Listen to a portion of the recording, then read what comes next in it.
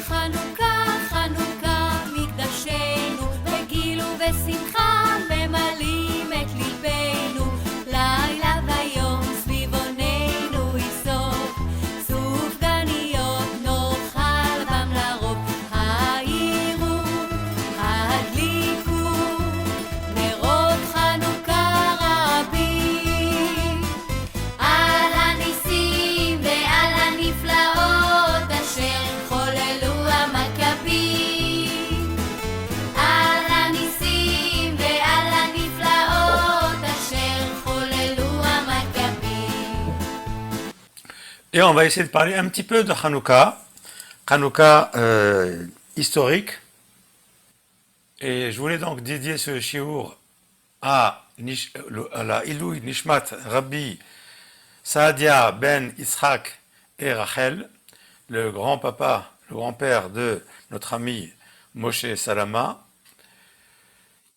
et lui souhaiter, bien sûr, souhaiter à son âme un repos éternel, que Akash Baruch Hu Yitzchor et Nishmato Yitzchor Achaim. Amen. Alors on va pas aller loin dans l'histoire de Hanouka, on va juste aller jusqu'au moment du Mered, au moment de la révolte des Juifs contre les Grecs. On ne pourra pas aller plus loin, ce serait beaucoup trop long.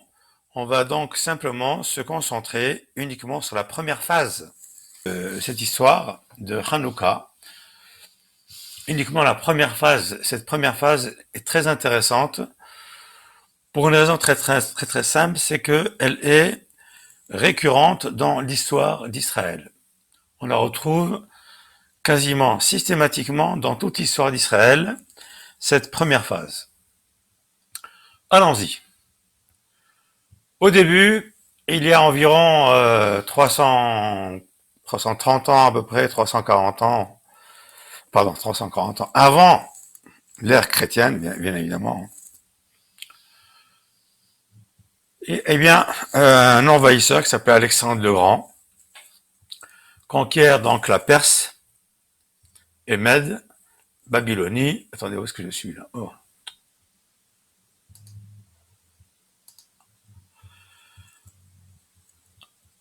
La Perse et la Mède, la Babylonie, l'Égypte, dans laquelle il fonda la ville d'Alexandrie, qui était une ville très florissante, un port particulièrement florissant, que Rabbi Akiva avait déjà visité. Eh bien, tout conquis, tout sauf l'Arabie. Et il meurt en moins 323, à l'âge de 32 ans, très jeune. Hein. Il laisse son héritage à deux de ses amis, qui se partagent donc l'empire d'Alexandre le Grand. En hébreu, c'est Alexander Mokdon. Alexandre de Macédoine, Mokdon de Macédoine. Donc le premier, Séleucus, a pris donc le nord, toute la grande Syrie de l'époque, et au sud, Ptolémée, Talmaï, qui s'est installé donc en Égypte. Donc nous voyons que donc deux grands empires se sont donc mis en place à la mort d'Alexandre le Grand. Talmaï était un roi qui était relativement souple avec les Juifs. En particulier, on sait de lui qu'il a fait traduire la Torah en grec avec les 70 sages juifs qui ont tous traduit exactement la même chose alors qu'ils étaient tous enfermés chacun dans une pièce à part et qui ne se communiquaient pas. Et le grand miracle, déjà, ça a commencé là, le grand miracle, c'est que tous les 70 sages ont écrit une traduction qui était rigoureusement la même, et il n'y a pas eu donc de différence d'interprétation entre les différents sages, et c'est ce qu'on appelle d'ailleurs, cette traduction s'appelle la Septante, justement à cause du fait qu'il y avait 70 sages qui ont traduit la Torah en grec. Ce jour-là n'était pas un jour joyeux pour les Juifs, parce que dès le moment où on traduit la Torah en une langue étrangère, alors on perd et on déforme nécessairement la Torah et on perd énormément de son sens. C'est pour ça que dans ce cours, dans ces chiours, la plupart du temps, je vous apporte des textes en hébreu. Eh bien, la terre d'Israël finit par tomber entre les mains de Séleucus, qui céda la place à Antiochus IV, dit Épiphane. Donc Séleucus était le premier roi, et lui succéda donc Antiochus, et ensuite Antiochus IV, qui s'appelait Épiphane, c'est-à-dire Dieu visible. Il était tellement orgueilleux, un mégalomane aussi grand, il se prenait vraiment pour le dieu des Grecs, le dieu Jupiter. Donc ce cours est basé sur les livres de Hashmonaïm et en particulier aussi sur le petit livre de l'historien Hagi Ben Artzi, qui a écrit un petit livre en quelques dizaines de pages. Oui, c'est ça, quelques dizaines de pages, 60 pages à peu près, dans lequel il raconte l'histoire de Hanouka. Une question. Oui. Vous dites les livres de Hashmonaïm, c'est Sefer HaMaccabim? Exactement. Ce sont les deux livres que nous avons, les Sefer HaMaccabim, qui sont des Sfarim Chitzoniyim, des livres extérieurs au Tanakh. Ils sont restés extérieurs pour une raison très très simple. C'est que, vous savez que le Tanakh a été constitué par le fait que les Hachamim ont interdit d'utiliser les livres du Tanakh de n'importe quelle façon. C'est-à-dire que ils ont donné au Tanakh, une Kedusha particulière. Le Tanakh était subdivisé en livres, c'est-à-dire en rouleaux. Par exemple, le Chumash, il y avait 5 rouleaux dans le Chumash, et chaque livre était écrit dans un rouleau en parchemin. Donc du coup, ces livres-là, ces rouleaux, ont acquis une Kedusha, une sainteté particulière, à cause de cette Takana des Chachamim.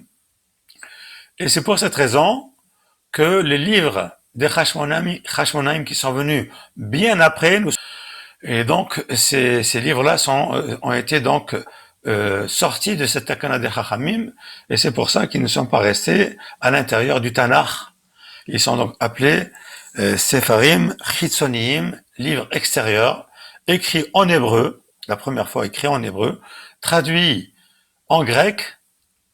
Mais quand ils ont été écrits en hébreu, on n'a pas, nous, aujourd'hui, de ces exemplaires écrits en hébreu.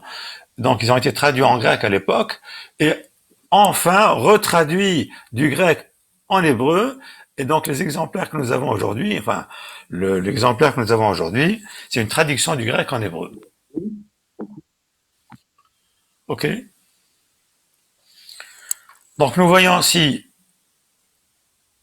ce qui s'était passé, c'est que dès le moment où Antiochus IV était arrivé au pouvoir, il a mis en place, comme c'était quelqu'un qui était particulièrement mégalomane, il voulait absolument helléniser tous les peuples qu'il dominait. Et en général, les peuples ont obéi, à l'exception du peuple juif. Le seul peuple qui reste attaché au Brit, à l'alliance divine, et donc, il s'est trouvé que une frange de la population a tout de même adhéré à ces idées qui sont des idées grecques. Et ont voulu faire comme les autres peuples, de la même façon que du temps du Beit Rishon, beaucoup de juifs ont voulu imiter les goïms et ont voulu adopter leur minhagim et leur culte. Alors ici, il y a eu des juifs qui ont voulu également adopter les règles et les minhagim, les mœurs et les divinités des Grecs. Voilà. Vahi baetahi, vayetsu anashim bene Belial, mikere Israël. À ce moment-là, des hommes méchants sont sortis, Yatsou, sont sortis du sein d'Israël, Vayadihu et Hamahares, les morts, ils ont poussé les gens en disant, Hava nichreta berit, allons sceller une alliance et hagoïm avec les nations, avec les goïm, Asher sevivotenu, qui sont autour de nous, qui me'az asher sarnu me'acharehem, car depuis que nous sommes détournés de ces goïm, Mesaounu tsarot rabot veraot. Ici il y a une erreur. Hein. Nous ont trouvé donc beaucoup de malheurs. Donc c'était la première argument, un argument en disant faisons une alliance avec les non-juifs parce que nous sommes dans le malheur, nous rencontrons beaucoup de mauvaises choses. Regardez les non-juifs, ils vivent très bien, faisons comme eux, on vivra bien comme eux. Première phase. Et Vaïtav Hadavar Beneam. Effectivement, beaucoup de gens ont trouvé ça bien. Vaïtav Hadavar, la chose fut bonne aux yeux du peuple. Vaishlechu Malachim El Amelech. Donc ils envoyèrent des émissaires au roi Antiochus. Vaïsave Amelech Beyadam Lalechet Bedarkei Hagoyim Ubchokotem. Mais alors, bien entendu, le roi n'a pas trouvé mieux que, au contraire, d'ordonner à travers eux-mêmes, Beyadam, la lechet bedarkei hagoyim, d'imiter la culture et les mœurs et les lois des goyim, des nations, c'est-à-dire des Grecs. Vayakimu bet Misrak Birushalayim. C'est ainsi qu'ils établirent, qu'ils construisirent des maisons de jeu à Jérusalem. Bemishpat Hagoyim adoptèrent la loi des non-juifs. Velomalu od et benehem. Et donc ils ont cessé de faire la Brit Mila, l'alliance divine. Vayazvu et Berit HaKodesh. La lechet bechokotam. Ils ont abandonné l'alliance divine, l'alliance sainte, en allant dans les lois des goïm. Vaitmakru la'asot hara ben Hashem, et ils se vendirent dans le but, ils se sont vendus pour avoir de l'argent, bien entendu, la'asot hara ben Hashem, pour faire du mal aux yeux de l'Éternel, aux yeux de Dieu. Donc, on va voir par la suite que toute ce tahalir, ce processus, a commencé très lentement avec des mots gentils en disant vous verrez tout ira bien, en essayant de séduire le peuple. Et progressivement, vous allez voir que la pression va augmenter de plus en plus. Berosh ben Belial, Amad Yason, Jason, à la tête de ces gens-là se tenait un type qui s'appelait Yason, Jason, Achiv Shel Chonio, à Kohen Agadol, qui était le frère du Kohen Gadol. Chonio, c'est Onias, Onias 3, exactement. Hu kibel min hamelech et hakehuna bagdula.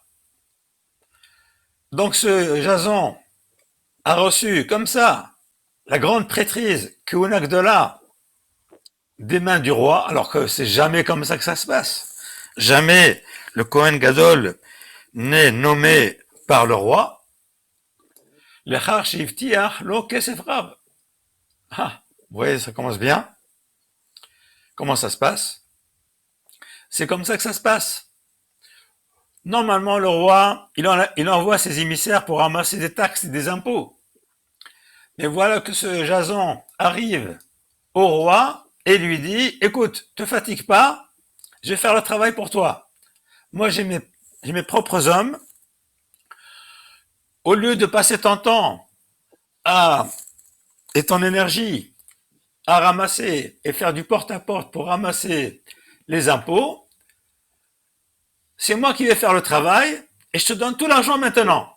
Je t'avance l'argent tout de suite et moi je m'occupe ensuite de ramasser l'argent et bien entendu cet argent va aller pour moi. Et donc c'est ça, étant donné qu'il lui a promis donc beaucoup d'argent au roi, alors du coup le Jason a reçu tout, en premier lieu il a reçu donc la grande prêtrise, Kehuna Gdola, il s'est mis bien sûr à oppresser le peuple pour récupérer plus que l'argent qu'il a donné au roi, évidemment. Hubitel Hokei HaTorah, il a carrément supprimé les lois de la Torah. Ubimkomam Hevi et Minhage HaYavanim. Et à la place de ces lois de la Torah, qui étaient le fondement même de la vie du peuple juif, il a instauré Minhage HaYavanim, les mœurs des Grecs. C'est pas fini. Achare Shalosh Shanim Kam Alav Menelaus. Après 3 ans, quelqu'un d'autre est venu encore plus méchant et a proposé plus d'argent au roi. Et ce monsieur s'appelait Menelas ou Menelaus, ou Evirak Haritzut.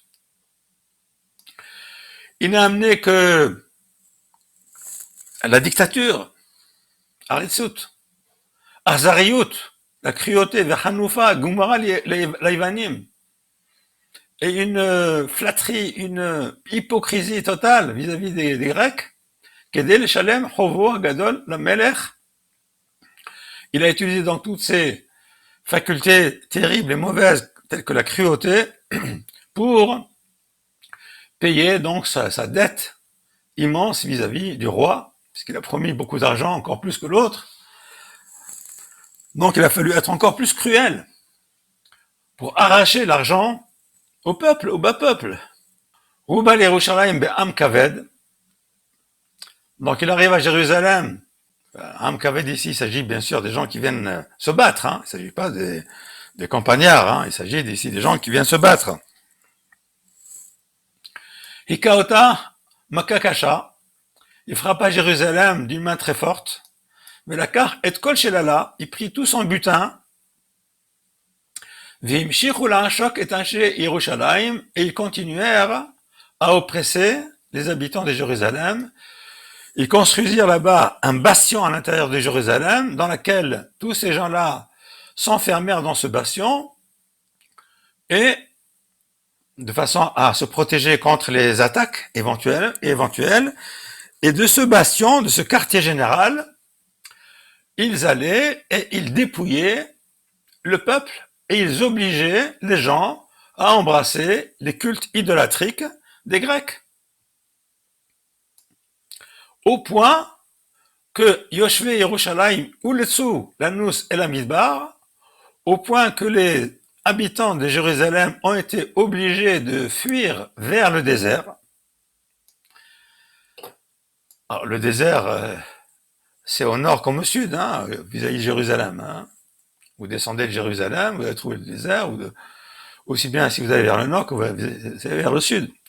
Vnehepecha, les Moshav, Nechorim, et Jérusalem, privé de ses habitants naturels, les Juifs, s'est transformé en ville goy, en ville non juive. Migdasha Aya Shamem, Kamidbar, c'est une erreur ici aussi. Son sanctuaire, cette Beth Amikdash, était désert comme un désert, désertifié comme un désert. Hageha Nehpach les Evel, ces fêtes se sont transformées en deuil. Shabbatotea l'Echlima, ces Shabbats ont été transformés en honte. Ukvoda Lavuz, et son honneur en mépris.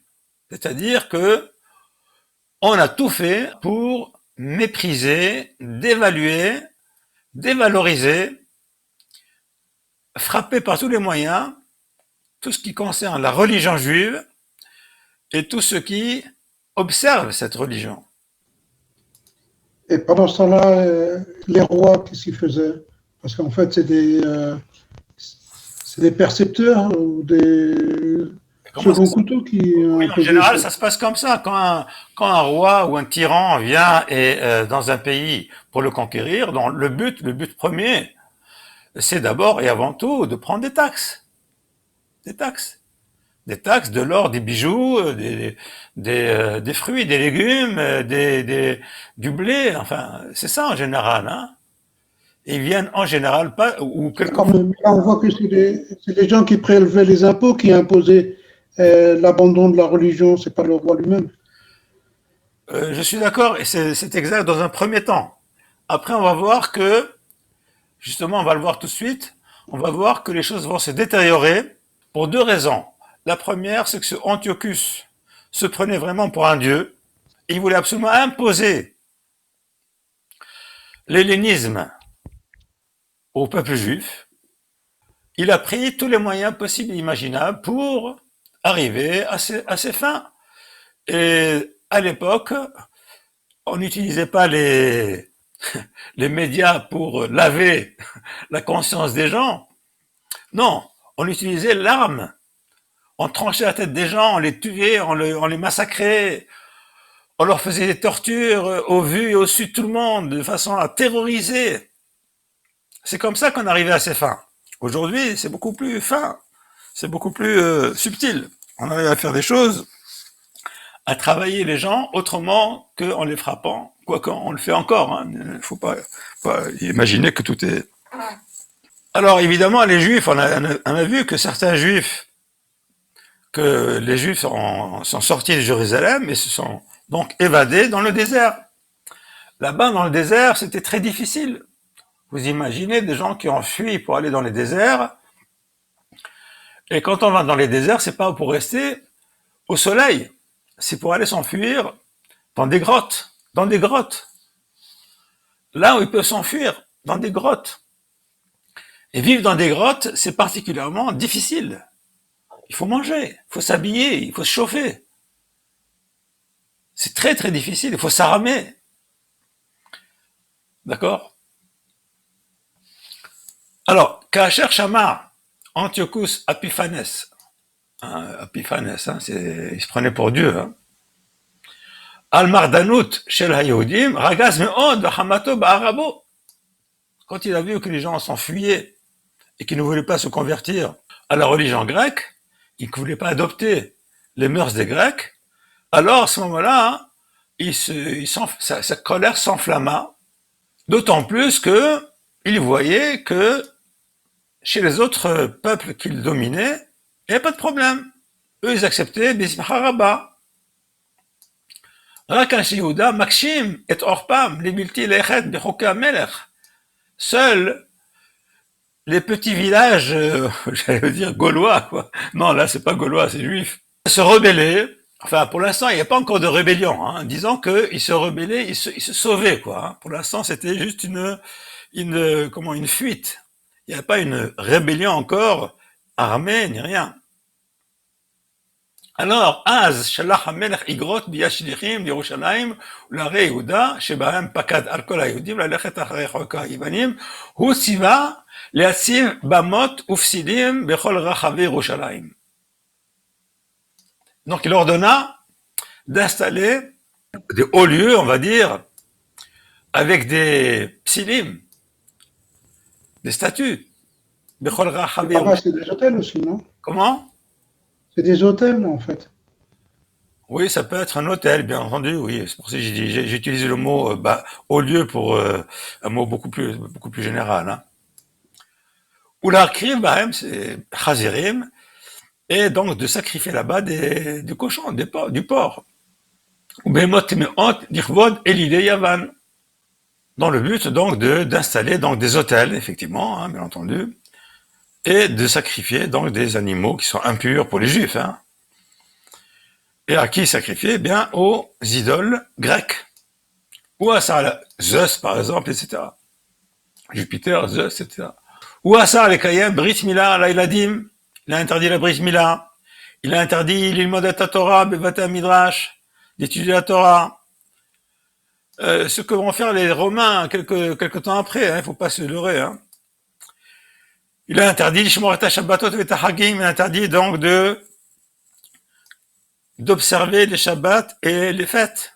Oui, les choses les plus importantes dans le peuple juif, ce qui soude le peuple juif, c'est-à-dire la Brit Mila, le Shabbat, l'étude de la Torah, le Tfilin, Taharat HaMishpacha, Kava, Onesh Mita, Lechol Mi Shelo Yaase Kidvar HaMelech.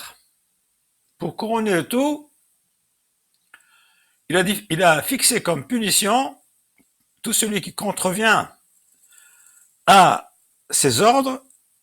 La punition était la punition capitale, c'est-à-dire la peine de mort. Alors, bien entendu, Belen Naous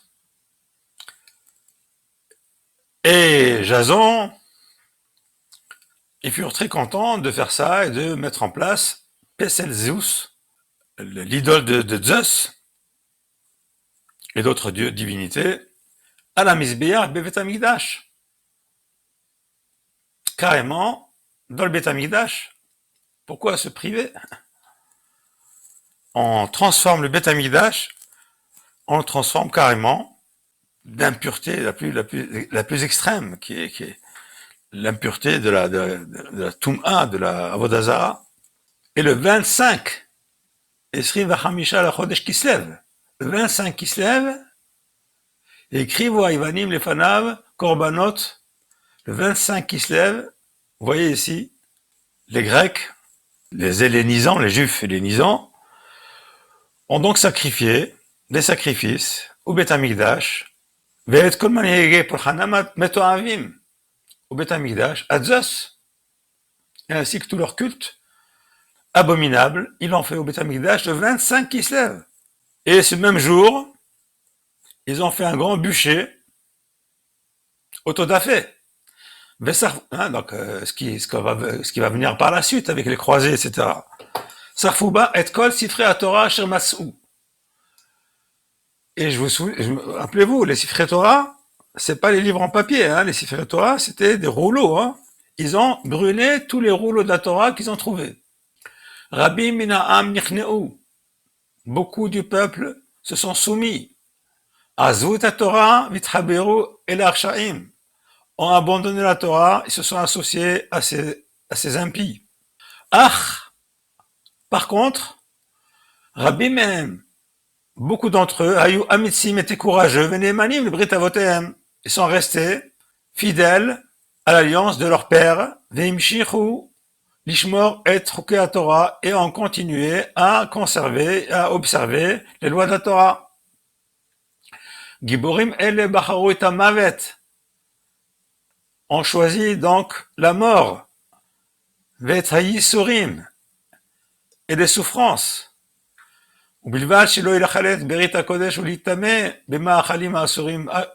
Uniquement dans le but de ne pas profaner l'alliance sainte avec le Créateur du monde et de se rendre impur par la consommation de choses qui sont interdites par la Torah. Ils se sont cachés dans des endroits, dans des cachettes. Et là-bas, ils ont continué à étudier la Torah, la Moulit Benehem, faire la Brit Mila, Vilishmor et Shabbat, et d'observer le Shabbat.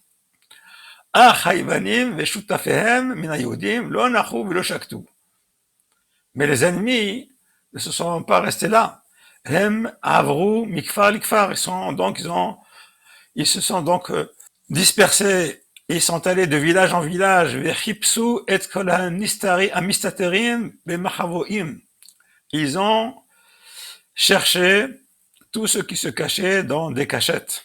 Donc, vous voyez, ça a pris du temps. Ça s'est pas fait en quelques jours ni en quelques mois. Ça a pris des années, tout ça. Et on raconte ces histoires-là, qui sont des histoires terribles. Dans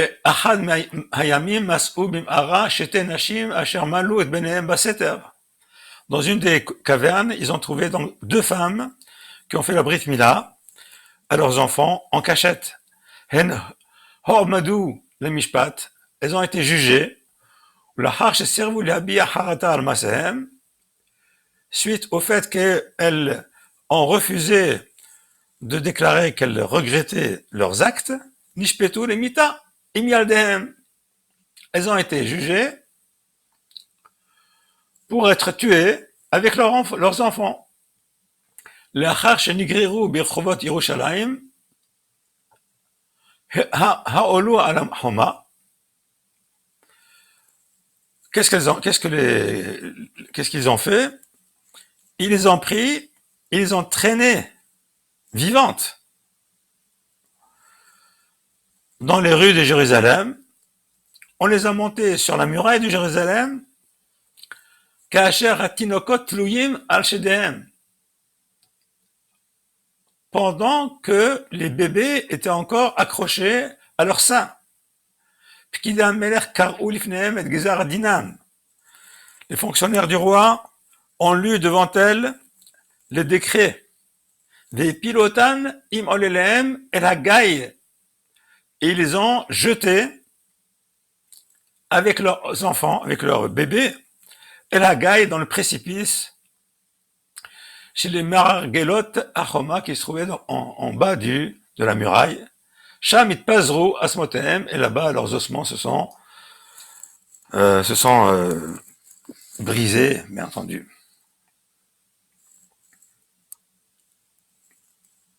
Rabbi min ha'am yardu el ha'me'arot ve'el ha'ge'ayot asher b'midbar Yehuda, et beaucoup donc de juifs se sont sauvés donc dans les cavernes et dans les ge'ayot, c'est-à-dire les vallons qui se trouvent dans le Midbar Yehuda, donc ici. C'est clair, Midbar Yehuda, c'est au sud de Jérusalem. Deux femmes, hein, ici on ne voit pas ici le nom de ces deux femmes. Tiezran Livracha.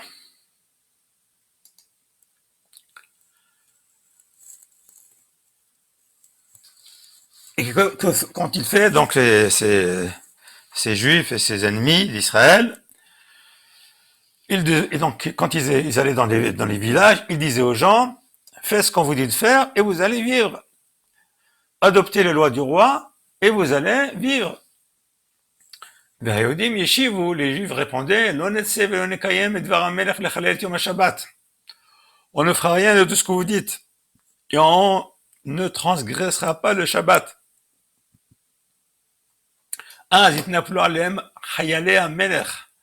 Alors les soldats du roi se jetèrent sur eux, et ils tuèrent à ce moment-là quelque chose comme 1000 personnes, hommes et femmes. Même avec des mots gentils. Ils ont essayé des fatot, pitouille. Amadoué, voilà. Nisu Ivanim et Kocham. הם פנו אל אחד מראשי הסופרים, איש בא בימים, אלעזר שמו. Ils se sont donc adressés à un des chefs des sofrim. Les sofrim, c'était ceux qui écrivaient les rouleaux de la loi, ceux qui connaissaient aussi la Torah. Quelqu'un qui était Baba Yamim, qui était un zaken, un homme d'un certain âge. Il s'appelait Elazar. À ne pas confondre avec Elazar, qui est le fils de Matatiaou.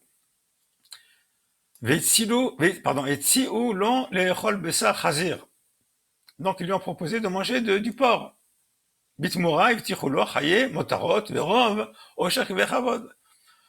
en contrepartie, ils lui ont donc promis une vie sublime, avec beaucoup d'argent et beaucoup d'honneur. Il a refusé avec mépris. Il a préféré mourir au Kadesh Bemoton et de sanctifier par sa mort Shem Elohim, le nom de Dieu. Ici, par exemple, le chazir, quelqu'un qui mange du chazir, quelqu'un qui mange du porc, eh bien, il a mangé du porc. Il n'est pas hayad mita pour manger du porc, bien entendu. Okay. Mais le fait même de manger du porc est un acte qui est général pour tout l'âme Israël. C'est-à-dire, on veut obliger les gens à abandonner la religion par le truchement de cette consommation du porc. Ça devient à ce moment-là, il devient interdit d'en manger, quitte même à se laisser mourir. Les Juifs ont compris que Alinu la set milchama aloivenu.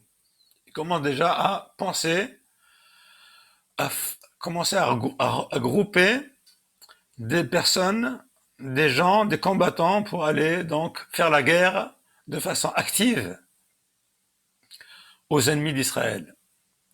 Gam im yavou alenu biyom Shabbat. Même s'ils viennent nous attaquer le jour de Shabbat. Même là, vous voyez ici la grande différence que entre quelqu'un qui vient et qui vous demande de transgresser le Shabbat, qu'on n'a pas le droit de transgresser le Shabbat, qu'on doit refuser, à la différence que si quelqu'un vient nous attaquer le jour de Shabbat, on a l'obligation à ce moment-là de se défendre, même s'il faut transgresser le Shabbat. C'est vrai, ça a toujours été vrai de tout le temps. Et bien entendu, aujourd'hui, bien sûr, plus que toujours. Nilachem ba'em v'lenamut kulanu. Combattons-les et nous mourrons pas tous, ka'asher metu achenu b'machavoim, comme nos frères ont été tués dans les cachettes. Quelques jours après, Higi'u les Modi'in. Ils sont arrivés, ces juifs hellénisés, ou ces soldats des Grecs sont arrivés à la ville, au Kfar, plutôt c'était un Kfar, au village de Modi'in, Pkidei HaMelech Kedei Livdok, Im Mitbatseot Pekudot HaMelech, pour vérifier si tout allait bien là-bas, si les ordres du roi étaient observés dans ce village, comme tous les autres villages. Et pour punir ceux qui transgressaient les lois du roi.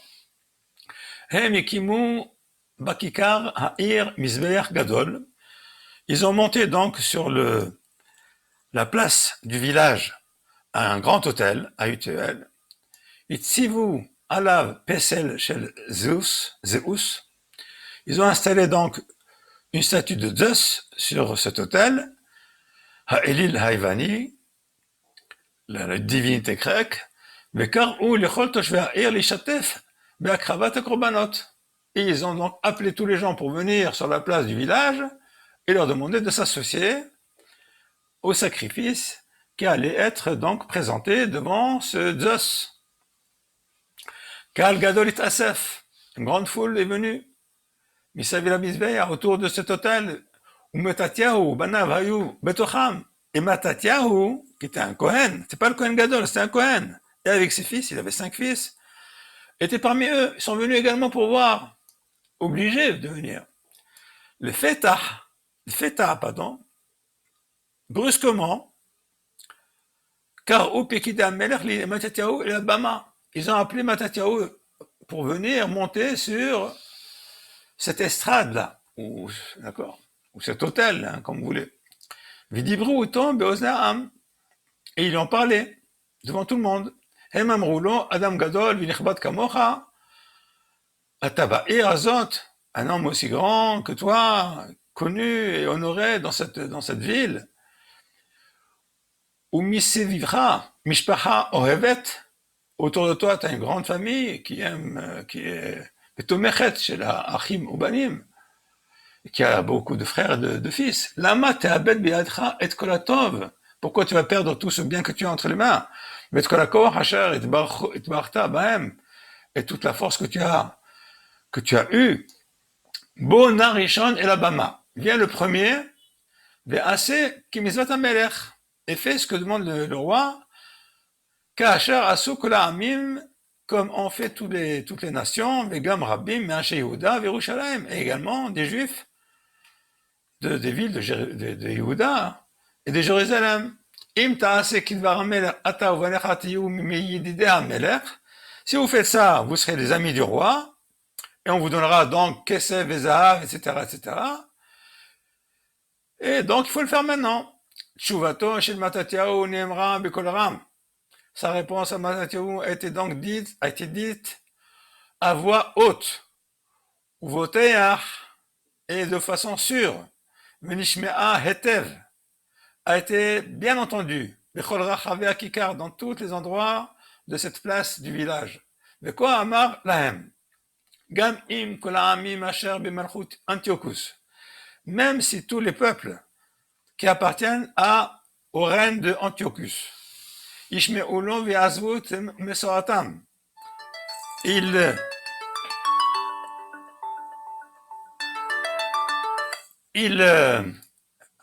accomplissent et les paroles du roi, et ils abandonnent leur mode de vie, ou minhagehem, veilchu bedarkei haivanim, ani uvanai, ve'achai, moi et mes fils et mes frères, namshir lalechet bedarkei avotenu, nous continuerons à aller dans la voie de nos ancêtres, velo nivgod bivrit elokenu, et nous ne trahirons pas l'alliance de notre Dieu. Halil alanu me'azov et toratenu, qu'à Dieu ne plaise que nous abandonnions la Torah, notre Torah, avec masoret amenu, et la tradition de notre peuple. Lo naaseh velo nishma livrei hamelech, nous ne ferons ni n'écouterons les paroles du roi. Ki Elohim asher bashamayim hu makenu, car Dieu qui est au ciel, c'est lui notre roi. On n'a pas d'autre roi. Kasher sham'u pikidei hamelech et divrei Matatyahu, ka'asu ka'as rav. Quand les fonctionnaires du roi, donc c'était des soldats, ces fonctionnaires évidemment, alors ils ont entendu ça, ils étaient très en colère. Hem silku otom min ha'bama, ils l'ont jeté dehors de l'hôtel, de l'estrade. Vehiviu b'mkomo ish yehudi mididei ha'Ivanim, ils ont amené quelqu'un d'autre, un juif, helléniste. La Asot était un korban pour faire donc le sacrifice. Hunigash et la misbeyach, il s'approcha de l'autel. Ishtahava apaim arsa, il se prosterna à terre. Lifne ha'elil ha'ivani, devant la statue grecque. Ve'echel ba'avodat ha'zevach, il a commencé donc à faire le sacrifice.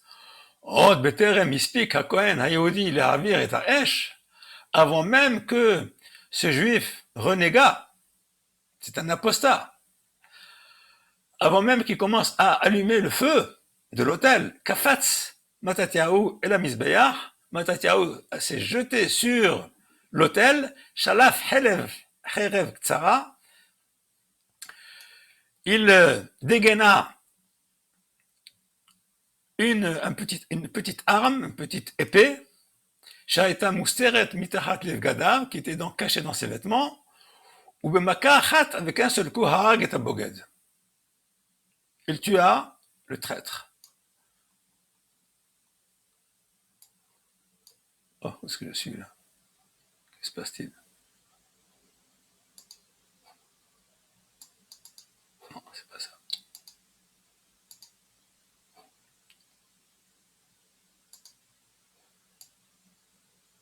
Mied lachar miken, ratz et la pakid haivani, arashi, veharag afoto.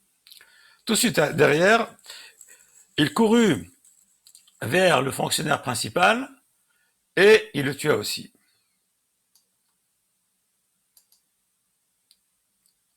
Lorsque tout le monde a vu ce qu'a fait Matatyahu, Ratsu et la Chayalim Haïvanim, ils sont tous précipités sur les soldats grecs, vers Argum, et ils ont tous tués. Après, ils détruisirent l'autel et l'estrade. Pitom, Oshlach, Has. Et brusquement, un silence total. Matatyahu Amad al Harisot, Amisbeya, Vekara Bekol Gadol. À ce moment-là, Matatyahu se mit debout sur les ruines de cet hôtel et il a appelé les Juifs en leur disant Yehudim yotzim la milchama. Les Juifs maintenant commencent la guerre, sortent pour faire la guerre et la rébellion. Kol mi shemekane la Torah veneman brit Elokenu. Tout celui qui est jaloux enfin, il est comme Mekane, c'est-à-dire il est zélé pour la Torah. Veneman brit Elokenu. Et reste fidèle à l'alliance de notre Dieu, Yavo Acharai, qu'ils viennent après moi, qu'ils viennent derrière moi. Leilachem al emunatenu ve'al toratenu, pour se battre pour notre foi et notre Torah. Misivot asfu hamisha banav, autour de lui se sont réunis ses 5 fils, vekama asrot me'ashair, quelques dizaines, plusieurs dizaines, des gens de la ville, du phare, de Modéine.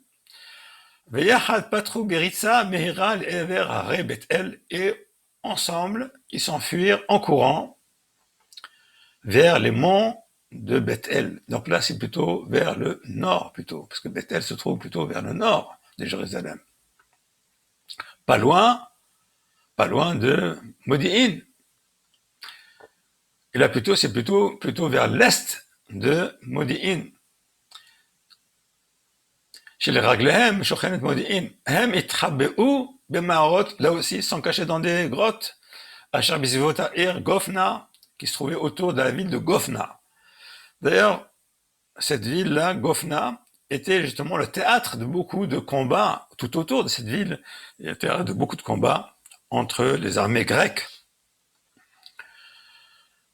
qui contenaient des centaines de milliers, de guerriers. Hein, on n'a pas le temps de voir les épisodes, ces différents épisodes, c'est absolument incroyable. ומשם התחילו להערך למלחמה עם היוונים ועם תומכיהם היהודים. Et de là-bas, donc, de ces endroits-là, se sont donc groupés les Juifs donc pour combattre les Grecs et les Juifs apostats et traîtres. החיים במראות ההרים היו קשים מנשוא. La vie dans ces grottes était très difficile à supporter. ולאחר חודשים אחדים חלה מתתיהו הזקן במחלה קשה.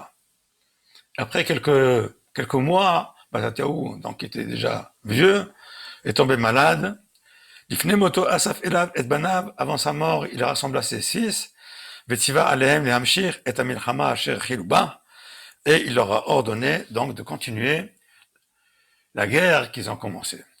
וכה אמר להם בצוואתו, et ainsi il leur a dit dans son testament, בניי, mes fils, כנעו לתורה, soyez zélés pour la Torah, ומסעו את נפשותיכם על ברית אבותיכם, et sacrifiez votre vie s'il faut pour la conservation de l'alliance avec nos ancêtres. Zirru et ma'aseh avotechem, souvenez-vous des actions héroïques de nos ancêtres. Asher masru et nafsham ve'itzilu et amam, ils ont donc transmis leur âme et ils ont sauvé notre peuple. Zirru et Abraham, souvenez-vous d'Abraham, Isaac et Jacob. Zirru et Moshe et Pinchas, souvenez-vous de Moshe et Pinchas. Zirru et Yoshua, souvenez-vous de Yoshua, et Kalev, Ben Yefune. Zirru et David, Kalev de la tribu de Yehuda. Zirru et David et Eliyahu, Yoshua de la tribu de Ephraim. Zirru et David et Eliyahu, souvenez-vous de David, bien sûr, et Eliyahu, il y a un Navi qui a combattu la reine Isabelle, le roi Ahav, qui s'est sauvé jusqu'au désert jusqu'au mont Sinaï. Il était poursuivi. Isabelle a tué des milliers de Nevi'im.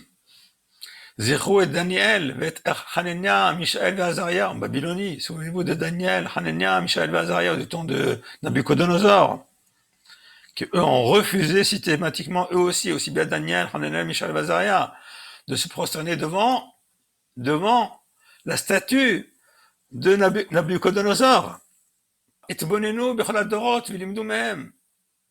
Apprenez de toutes les générations qui nous ont précédés leur acte d'héroïsme, qui haine les fached mais Adam Racha, car il n'y a pas lieu, il ne faut pas avoir peur d'un homme Racha, impie, d'un homme Racha, mauvais, gam im hu chazak ou me'ayem, même s'il est fort et même s'il fait peur avec ses menaces, même s'il menace. Bien, avotinu batru be'Elohim ve'hu shi'am. Dieu, donc, nos ancêtres ont eu confiance en Dieu et lui les a sauvés. Gam atem hayiminu be'Elokim vitchazeku b'Torah. Vous aussi, ayez en foi en Dieu et renforcez-vous par la Torah.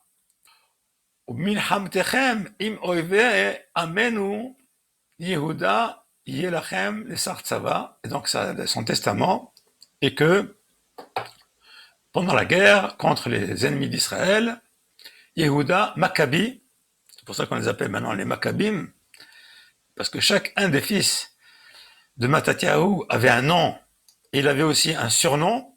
Yehuda, Maccabi, Yehuda c'est son nom, Maccabi c'est son surnom. Eh bien, Yelachem de Sart Sava, il doit être donc le chef de guerre. Volim Faked, celui qui donne des ordres. Veshimon, un des 5 fils, Yelachem le Yoetz, ou l'Av, ça pour vous un conseiller et un père. Donc on voit ici les deux chefs, Yehuda d'un côté et Shimon de l'autre. Il y avait aussi Yochanan, Jonathan, et Lazare aussi, hein, je cite comme ça de mémoire. Isfulachem et kolam achazikim batorah. Donc rassemblez autour de vous tous ceux qui renforcent la Torah. Venikmu nikmat amechem, et vengez la vengeance de votre peuple. Hashivu la goyim kigmulam, rendez aux nations, aux goyim, aux Grecs ici à l'époque. Il faut leur rendre comme Kigmulam, comme eux nous ont fait. Verziku b'mitzvot Torah, et renforcez-vous dans les mitzvot de la Torah. Avec ces paroles, Mattatiahu, Nesaf el Amav, donc il est mort. Bishnat me'a ve'arba'im ve'ashesh liminyan ha'ivanim,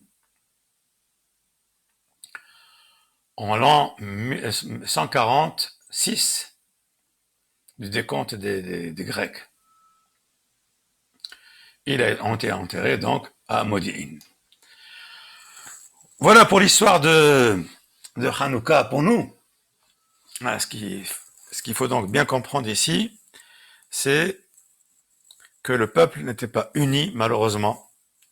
Une fraction du peuple a suivi les Grecs. Les Grecs, dans un premier temps, étaient gentils avec les Juifs, et ensuite, ils ont été, dans un deuxième temps, ils ont été très cruels vis-à-vis des Juifs. On voit ça avec Pharaon. Le premier Pharaon était gentil avec les Juifs, le deuxième Pharaon était très cruel. Là aussi, le premier grec, Ptolémée, a été relativement gentil avec les Juifs, le deuxième, Antiochus, a été particulièrement, j'ai dit deuxième, c'est pas le deuxième en nombre, bien entendu, en numéro, hein, a été particulièrement cruel vis-à-vis des Juifs. Il voulait absolument, par tous les moyens, soumettre le Ham Israël, le peuple juif, aux divinités grecques et à la religion, au culte des Grecs. Et le peuple juif, on sait très bien, depuis des millénaires, ne sait pas faire cette chose-là. Et malheureusement, une petite partie du peuple, attiré par l'hellénisme, attiré par l'argent, attiré par les honneurs, a combattu avec les Grecs contre le peuple juif. Voilà, donc, c'est terminé, mais c'est pas encore fini parce que je voulais vous faire goûter un petit peu, puisque pendant ces 8 jours, nous lisons le Hallel, je voulais vous faire goûter quelques petites perles de ce Hallel. J'ai une question. Oui. Parce qu'on a vu, on n'a pas tellement parlé de la sœur de cette famille qui s'était déshabillée. Voilà. Oui, exactement, tout à fait. Ça, oui, tout à fait. Je regrette, j'ai pas eu le temps de prendre son histoire, mais vous connaissez son histoire. C'est une femme qui avait 7 enfants. Les Grecs l'ont prise avec ses enfants et ils l'ont menacé de tuer des enfants. Oui. C'est pas ça à quoi je faisais allusion. Je faisais allusion à cette femme qui se mariait et qui s'est révoltée devant tout le monde pour pas passer devant c'était à l'époque, par le gouverneur. le fameux droit de cuissage de l'époque, quoi. Oui. On dit que c'est ça qui a commencé vraiment la révolte. Oui, c'est possible aussi, hein. C'est vrai que on n'a pas tous les éléments dans ce livre-là. Je suis d'accord avec vous, hein, dans les autres livres. C'est vrai que c'est possible que ça a commencé comme ça. Mais là, au niveau historique, enfin bon, ce que moi j'ai lu, hein, vous savez que c'est pas toujours évident de trouver tous les, toutes les histoires. Et il est possible, c'est vrai qu'il est possible, bien entendu, que la révolte a commencé aussi par ailleurs. Mais ici, vraiment, on a des informations relativement précises avec Matatiahu, qui est le chef qui a commencé cette révolte à Modi'in. Mais c'est vrai ce que vous racontez, c'est vrai, on l'entend aussi, hein, on le lit aussi d'ailleurs. Hein. Très bien, Denis. Alors maintenant, regardez, on lit ça. Pitroli Sha'are Sedek Avovam Odea.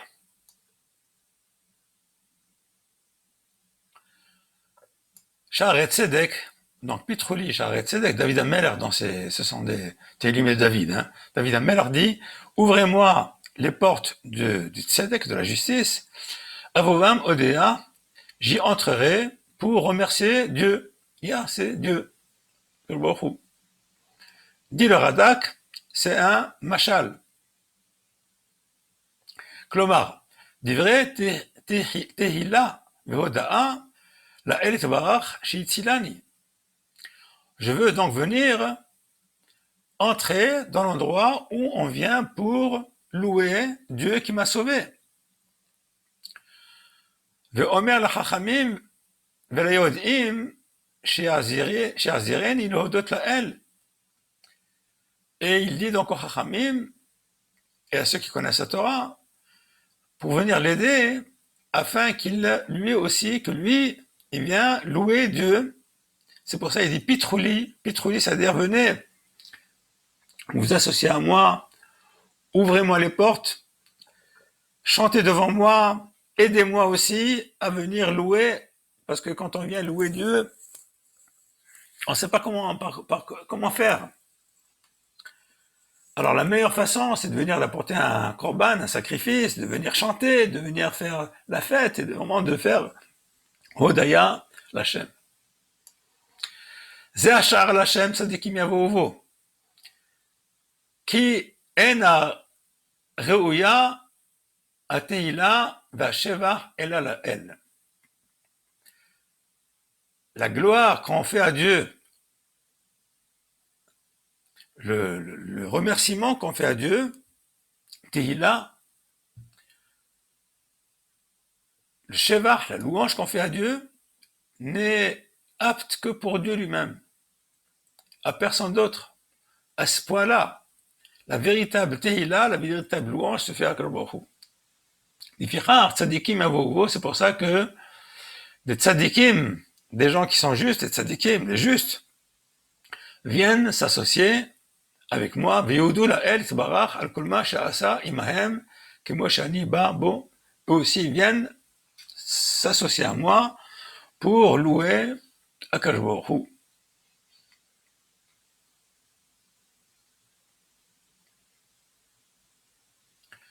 Even Ma'asu Abonim Haïta le Rosh Pina. Alors c'est quoi maintenant cette Even? Even c'est un caillou, hein, c'est une pierre, hein, pardon.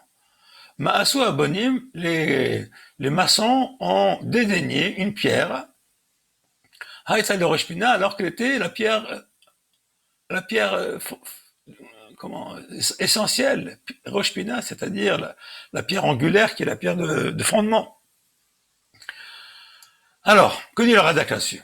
Im al Israël Nehemar, si cette pierre, le verset la compare au peuple juif.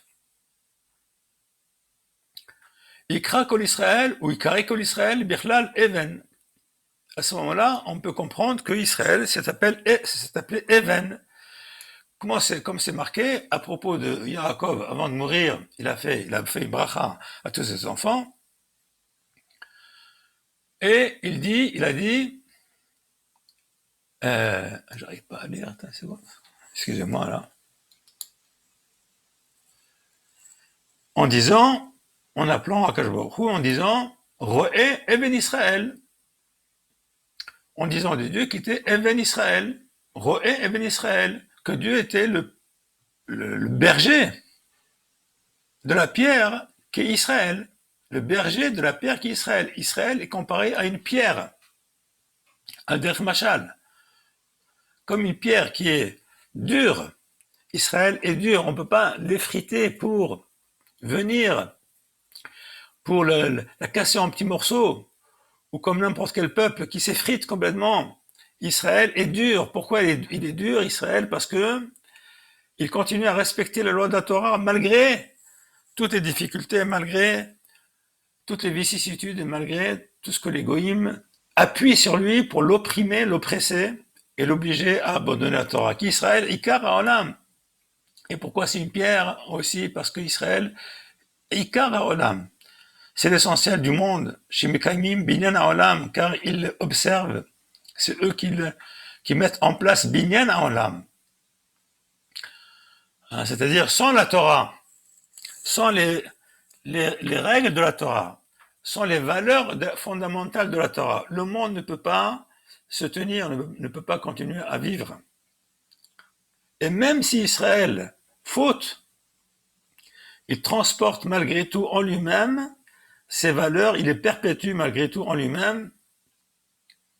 Et c'est pour ça que même si Israël continue à fauter, eh bien l'alliance de Dieu avec Israël se continue et se perpétue malgré tout, parce que à l'intérieur de Am Israël se trouvent ces valeurs, et ces valeurs-là, qui sont des valeurs divines, elles ne s'effaceront jamais tant que le peuple juif vit. Qu'Israël ikar haolam shemikaimim binyan haolam bechukehem ובמשפטיהם על בני אדם, והנה ישראל היו מאוסים בגלות. Pourquoi ici on dit Even Ma'asu Habonim? Ces bonim-là, c'est les gens qui construisent le monde. Ils le construisent, ils construisent des maisons, ils font des champs, etc. Ils cultivent des champs, etc. Mais les Juifs étaient Maosim, ils étaient donc dédaignés, Bagalout dans l'exil. Bayou Moasimoto, Abonim, Klomar, Amlachim, Malchi Haaretz Ma'asu, Zot Ha'even. Les rois du monde ont dédaigné cette pierre-là qui était Israël. Shaita Afilu Achat Avnei Binyan. Même Shitiyah Afilu Achat Avnei Binyan, ils l'ont même pas considéré comme une pierre quelconque de l'édifice. C'est-à-dire que, un petit peu ce que dit d'ailleurs Bilham, il dit que les Juifs, l'Oner Shavim, on les compte pas. Ils font pas partie du Binyan. Ils font même pas partie du Binyan. Parmi les 70 nations, les Juifs font pas partie des 70 nations. Ils sont en dehors des 70 nations. Personne ne les considère.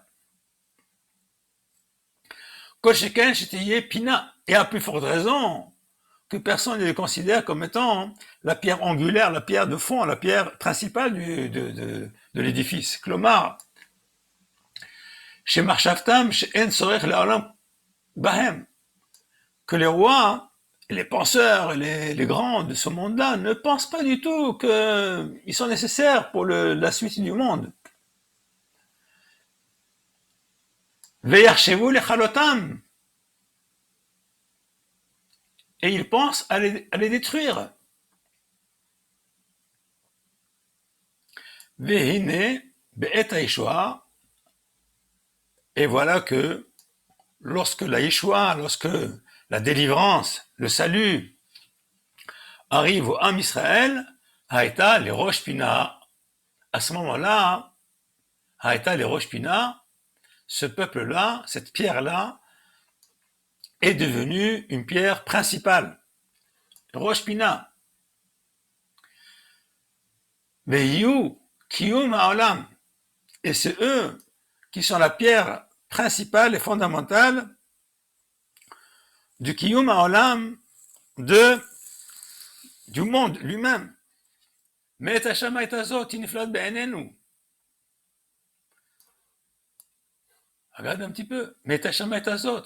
Qu'est-ce qui dit ça? De Dieu, cette chose-là était. Iniflat Be'enenu, quelque chose qui est absolument merveilleuse à nos yeux. Que dit le Radak? Itmeu alav malchi haaretz. Lorsque la Yeshua va arriver, Yitmehu alav malchi haaretz. Les rois des nations vont être stupéfaits, V'yomru en disant lo haïta zot ateshoa leuma zot ela me'et Hashem.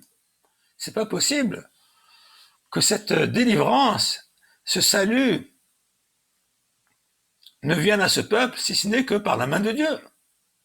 Qui me'od hi niflet zot ateshoa be'enenu.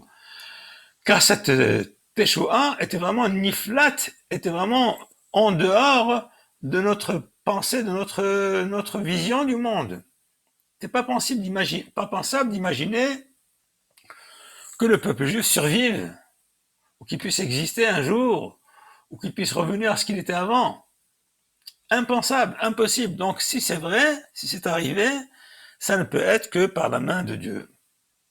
Ver haïta, ela ki met Hashem haïta, כמו שאמר ישעיה, עליו יקפצו מלאכים פיהם, comme dit Yeshaya au chapitre 52, sur Israël, יקפצו מלאכים פיהם, les rois, leur bouche va sauter en quelque sorte, qui asher lo supar lahem ra'u, car ce qui ne leur a jamais été raconté, ils vont voir.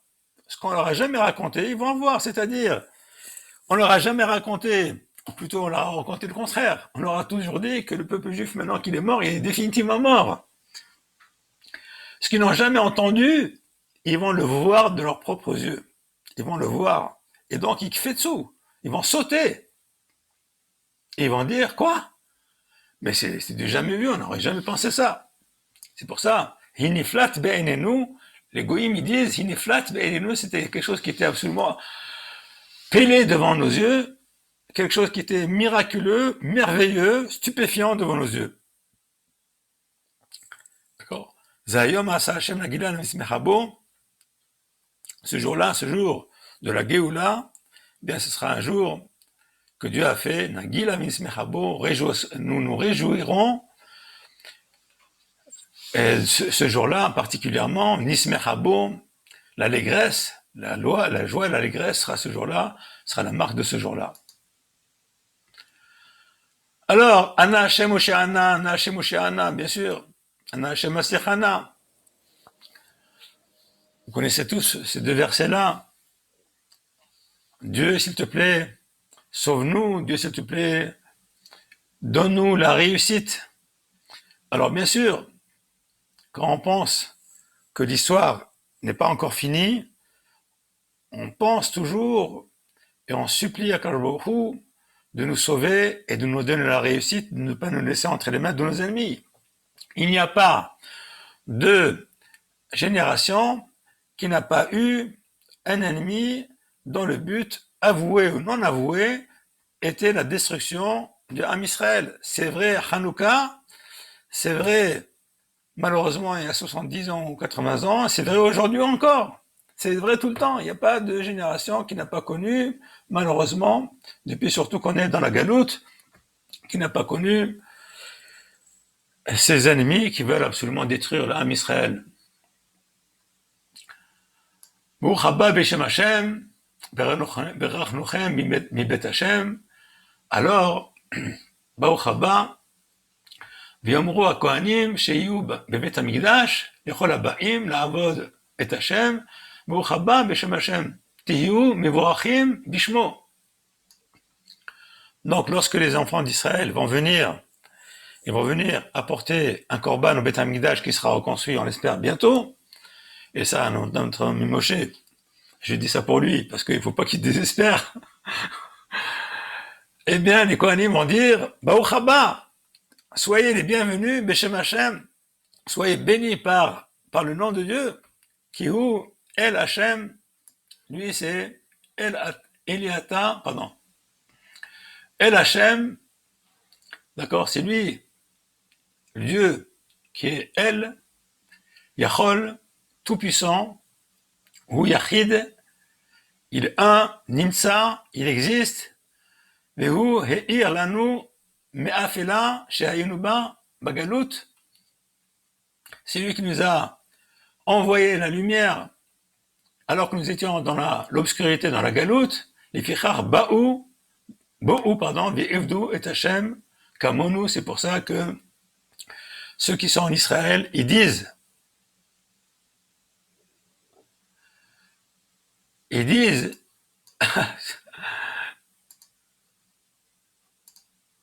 c'est pour ça que ceux qui sont en Israël, ils disent, Bo'ou, venez, à tous ceux qui sont restés en dehors d'Israël, Ivdou et Hachem Kamonu, venez donc faire servir Dieu comme nous le faisons ici en Israël. Alors maintenant, Isru Chag Ba'avotim, et on va finir avec ça. Isru Chag Ba'avotim Ad Kanot HaMizbeach. Beaucoup de gens se posent la question, c'est quoi, c'est Isru Chag, et puis Avotim, Kanot, Mizbeach, qu'est-ce que ça veut dire cette histoire-là? Alors c'est quoi ça? Hevi'u Akeves, le Chag, c'est ça, le mot Chag, c'est ça le Keves. Bon, quand on apporte un sacrifice, on apporte un agneau. Alors ça s'appelle Chag. Pourquoi? Parce que avec cet agneau, on fait le Chag. Là-bas, on fait une grande fête. On fait un sacrifice, on fait une grande fête. On va au Beth Amikdash. On fait profiter les Kohanim. On fait profiter les Lévi'im. On fait profiter les gens de sa famille. On fait profiter les pauvres. Et donc, c'est un jour de joie entier. Isru Chag. Chag, ici, c'est le Keves. Isru, donc attaché. Cet agneau, ce Keves, ce mouton. Ba'avotim, avec des cordes. D'accord? Isru Chag Ba'avotim. Ad Karanot HaMizbeach, jusqu'au coin du Mizbeach, de l'autel. Ve'korban Keves, Ozulato Ikare Chag. D'accord? Le korban, qui est un mouton ou bien autre chose, s'appelle Chag. Les filles chez Bahagim écrivent Otam Berov. D'accord? Donc, vous voyez ici que j'espère que ce verset ne sera plus un secret pour vous. Isru Chag Ba'avotim. El Hashem Vaya'er Lanu. Dieu, c'est lui qui nous envoie sa lumière ici en Israël par rapport à l'obscurité qu'il y a en Chutz Haaretz. Et on demande donc à tout le monde, à la construction du Beth Amikdash, d'apporter donc un Chag, donc un sacrifice. On remercie Akadosh Baruch Hu. Ba'avotim, on l'attache et on l'amène jusqu'au Mizbeach. Et voilà, donc j'espère que Hudu Hashem Kitov, Kilolam Hasdo, on finit par Hudu Hashem Kitov, louer Dieu car il est bon, Kilolam Hasdo, car sa bonté est éternelle. Voilà mes amis, on a fini avec Merci infiniment. ce chiour, ce petit chiour. En tout cas, je veux dire que le mérite de mon grand-père et de ma grand-mère te fasse profiter à ta bonne santé, que Hachem te le rende. Rien que de Baroth, N'oubliez pas surtout, quand on fait le Hallel, on parle aussi de Yemot HaMashiach. Et rappelez-vous, les Chachamim ont instauré 8 jours de Hallel Gamour. Bien sûr, oui. Du temps des Grecs. Alors comment nous, en Israël, on ne fait pas de Hallel depuis que Israël est devenu un État indépendant? C'est impensable. Impensable. Ben, tu sais, je vais te dire, on est en train de vivre ce que toutes les générations précédentes On rêvait de vivre. Ben ouais. Mes amis, si vous avez des questions ou bien des remarques, mais au contraire, ou des enseignements à nous apporter, hein, je parle pour Denis, je parle pour Moshe, peut-être pour Aslan, je le vois pas, je crois qu'il est, je sais pas ce qu'il est, pour Nissim également, le Rav Nissim qui est avec nous, avec grand Oui, plaisir. Regarde, je voulais apporter une précision. L'autre fois, j'ai parlé avec le Rav Menachem Shoraki, et il m'a appris quelque chose que je ne savais pas. C'est que, en fait, il y a 2 Sefer HaMakkabim qui ont été écrits, un en Israël, un à Babel. Alors, celui qui a été écrit en Israël, il fait surtout référence au côté militaire, alors que celui qui a été écrit à Babel fait surtout référence sur tout ce qui est les midotes, la façon de se comporter, tu vois. Oui, bien sûr, bien sûr. Et c'est pour ça que, par exemple, on dit que le Méred a commencé parce qu'ils ont refusé de se prosterner devant leurs idoles, et que le Méred a commencé parce qu'une fille a dit: il n'est pas possible que vous continuiez à nous laisser bafouer et souiller par ces décisions des Grecs. Voilà.